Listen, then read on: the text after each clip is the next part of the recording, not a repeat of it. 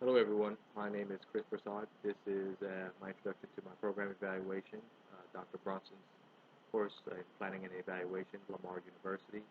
The focal point in my presentation is Stop Welfare Fraud, a focus into the Supplemental Nutrition Assistance Program, the SNAP program. Uh, we'll be doing an overview and an introduction of that particular program and all the, focusing on the fraudulent activity and the criminal aspects of that in the particular program itself using the electronic benefit cards that is approved by the states. As an introduction, the SNAP program is a federal food assistance program governed by the United States Department of Agriculture, USDA. The SNAP program targets low-income individuals and families. SNAP goal, the goal of the program is to provide a domestic hunger safety net. The SNAP program works with state agencies for benefit participation requirements. SNAP program uses EBT, electronic benefit cards, to transfer funds and charge food products. Just a brief history of the program. The history has been in existence for over 75 years, dating back to the Great Depression. Uh, the actual program gained its momentum and solidified during Kennedy's and Johnson's administration as a great society plan. The SNAP program was named in 2008 from the food stamp program, which had a negative connotation to it. As a result, the SNAP program developed. Assessing the need of the program. The quick facts, just give you guys quick facts here. In 2014, these values uh, were recorded, and I will enumerate them to you now. The U.S. population in 2014 was 322 million. Uh, Persons in poverty were 14.6. Persons recorded under the poverty line was 46.7 million people. SNAP participants was 46.6 million people. Total SNAP program cost was $76 billion in 2014. Total estimated loss from SNAP fraud was 2.4 billion.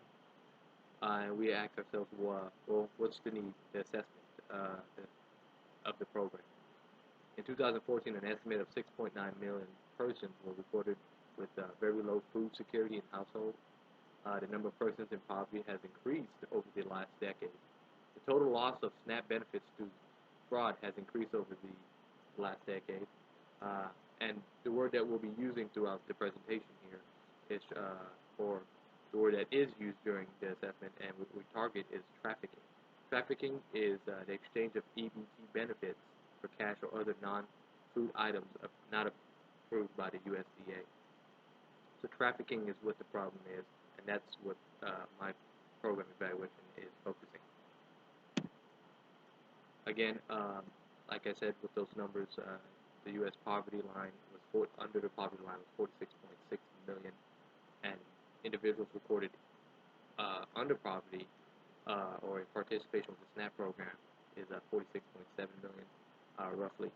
Um, that number has increased from 1971 to 2013, 2014, and it's exponentially increasing. So those are just comparisons. So the program as a whole is working. Don't want to give that idea that the program is not working and it's not reaching uh, the intended target or participant. They are. Uh, this is an evaluation targeting the abuse of the program, the fraudulent activity that's associated with the use of the EBT cards and the selling of the benefits on the card. But as a whole, the program is reaching the necessary target group.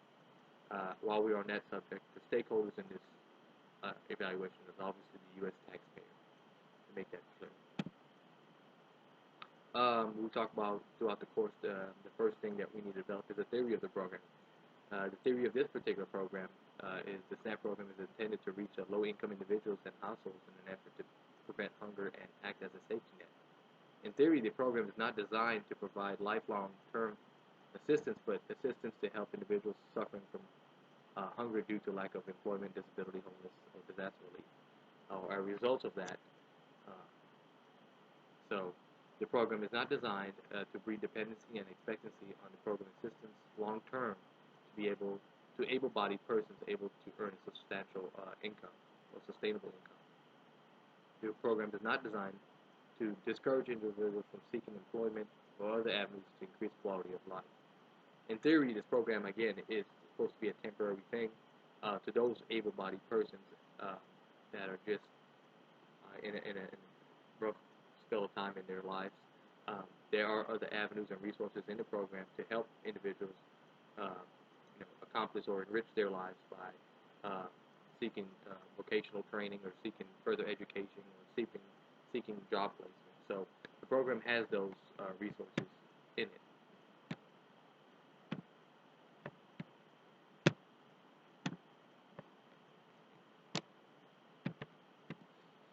Program evaluation by the GAO, the U.S. Government Accountability Office, was where I found most of my pertinent literature.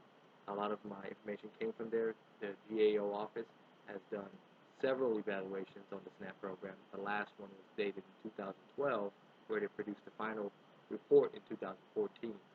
And as their report, they made some recommendations where they found high error in the program. And the four of the recommendations are as follows. One, necessity to find financial incentives to support cost-effective state and anti-fraud activities.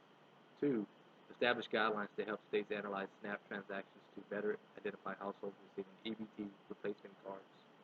Three, reassess the effectiveness of current guidelines and tools recommended to states monitoring e-commerce and social media websites. And lastly, four, take steps such as guidance and training to enhance consistency of what states report anti-fraud activities or how they report anti-fraud activities. A big part of the GAO findings was also that there was lack of manpower to investigate the fraud cases. With budget cuts, that also presents another issue. Lack of manpower to investigate these cases allows a lot of these cases to go uninvestigated, which results in increasing fraudulent activity. Also, lack of prosecution. Each state has its criminal statutes on the minimum amount of fraud to be prosecuted.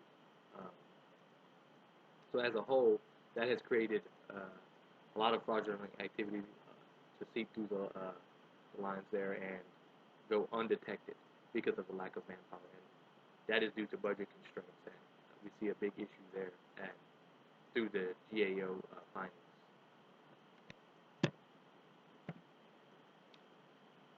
My overall program proposal is very simple. There is the basic overview of the plan is how long would the program take? The program is a 2-year program where the first year is the experimental phase, the second year is going to be the implementation phase into the actual SNAP policy, or the governed or oversighted by the USDA. The assessment has 8 cycles, or 8 quarters rather, over 2 years. That's every 3 months there's going to be an assessment. I have a survey that was designed that's going to be submitted to the participants every 3 months. There needs to be a cost assessment of the program during the early phase, mid phase, and late phase. The cost of the program, many of the resources, even though there's budget constraints, many of the resources will come from federal grants and also the budget of the USDA. The target group, again, like we discussed earlier, is the participants of the program. Those persons who currently participate in the SNAP food program. The stakeholder, again, is the U.S. taxpayer. The actual plan itself is one, requiring official government identification cards to be scanned into the EBT card reader machine at the grocery store. This requires a sophisticated machine that can associate the EBT card, link it to the identification card, and match the two in order for the purchase to be completed. If not, then the purchase will not be completed. The second part of that proposal is specify and limit SNAP to only grocery stores versus just the local corner store and markets. You have liquor stores that accept SNAP benefits. You have little markets, corner stores, and that accept.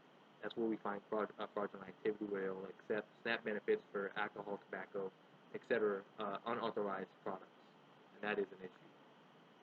3, individuals with recurring criminal convictions will automatically be disqualified, and that is on a case-by-case basis. We don't want habitual offenders to be rewarded by giving assistance. So that's a part of the program as well. Fourth, only 2 EBT cards will be issued yearly with a fee associated with additional cards being requested. In addition to that, there will be that household or individual will be flagged for fraudulent activity after 4 cards, EBT cards is issued or requested. As is right now, the GAO has placement on the USDA rather has placement for fraudulent activity for any household, any individual that requests over four or more EBT cards. So part of my proposal is keeping that policy and that particular requirement in there. And fifth, over last in my proposal is a random drug screening. This is to encourage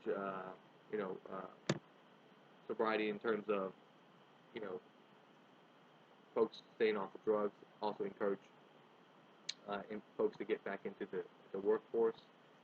Also to encourage drug-free households. We don't want that perpetual